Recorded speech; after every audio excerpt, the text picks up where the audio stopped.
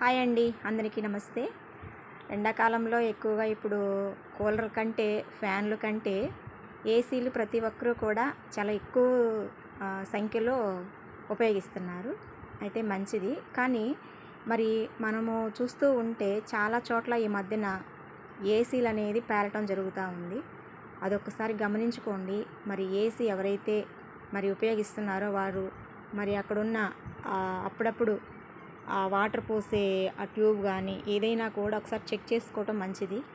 ఎందుకంటే ఇప్పుడు మేము చిన్నపిల్లలప్పుడైతే ఎక్కువగా చెట్లు ఉండేవి, ఊర్ల నిండా చెట్లు ఉండేవి, మరి చక్కగా ఏసీ లాగా ఉండేది. మరి అలాంటిది ఇప్పుడైతే ఆ చెట్లన్నీ కొట్టేస్తున్నాం, ఇంటి ముందు చెట్లు లేకుండా. మరి ఫ్యాన్లు సరిపోవట్లేదు, కూలర్లు సరిపోవట్లేదు. అలాంటిది ఇప్పుడు ఏసీల్లోకి వచ్చేసాము. ఇంకోటి ఏంటంటే ఏసీ కూడా ఎక్కువ శాతం వాడకూడదండి. ఇప్పుడున్న జనరేషన్కి ఎక్కువగా పిల్లలకి కూడా ఏసీలు అనేది అలవాటు చేస్తూ ఉన్నారు. కాబట్టి అది కూడా కొంచెము తక్కువగా ఉపయోగించడం చాలా మంచిదన్నమాట. ఇంకా తప్పదు, ఇంకా ఇప్పుడు బాగా ఎక్కువగా ఉంది, ఇబ్బందిగా ఉంది, ఎండగా ఉంది అనుకున్నప్పుడే తప్ప మిగతా టయాల్లో దాన్ని వాడకుండా ఉండటమే మంచిదండి. ఎందుకంటే అసలు ఫ్యాన్ గాలే ఎక్కువ విపరీతమైన వేడి.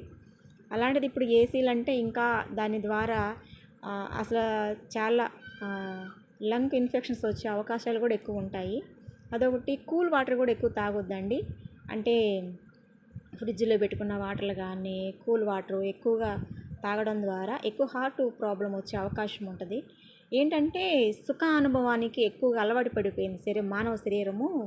కష్టానికంటే ఎండ కంటే ఎండ గాలిలో వచ్చే స్వచ్ఛమైన గాలి కంటే కృత్రిమమైన గాలులు, కృత్రిమమైన ఆహారాలు, మరి శరీరాన్ని సుఖపెట్టే అనుకుంటున్నాం, కానీ ఆ శరీరానికి భయంకరమైన రోగాలు తెచ్చే పరిస్థితులని మనమే కొని తెచ్చుకుంటున్నాము.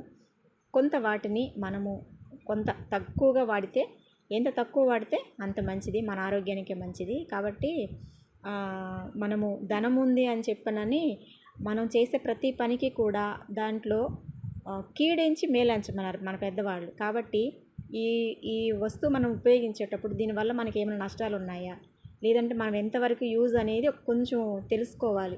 ఎందుకంటే చిన్నపిల్లలకి, యవ్వన పిల్లలకి తెలియదు, వాళ్ళకి అంతా అట్రాక్ట్గా ఉంటుంది అన్నమాట. కానీ ఒక వయసు వచ్చిన పెద్దలకు మాత్రమే అనుభవాలు నేర్పిస్తాయి కాబట్టి పాఠాలు, దాన్ని బట్టనే కొంచెం మన వివేచనని మనం వాడాలి. కాబట్టి దయచేసి వీటిల్లో కొంచెం జాగ్రత్తగా ఉండటం అనేది చాలా చాలా శ్రేష్టము. సో నాది చిన్న సలహా మాత్రమేనండి. Okay, thank you.